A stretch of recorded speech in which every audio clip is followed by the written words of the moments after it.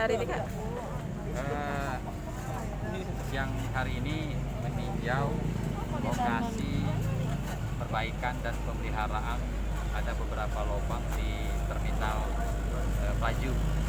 Ini juga menindaklanjuti cukup banyak beberapa pengaduan masyarakat. Maka dari itu pada hari ini bersama Kadis UPR kita perbaiki segera mungkin sehingga kenyamanan masyarakat dalam memanfaatkan terminal ini bisa nyaman dan juga bisa berjalan efektif. Saya kira itu.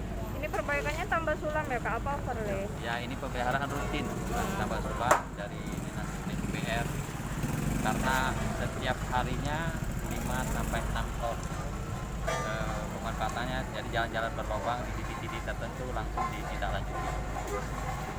Untuk masyarakat yang pengen jalannya diperbaiki bisa kemana Kak laporannya Kak? Sebenarnya sudah ada di call center di Dinas PU ya Pak Bas ya. PU ya? Dinas PPR sudah ada, tinggal masyarakat dan akan segera ditindaklanjuti.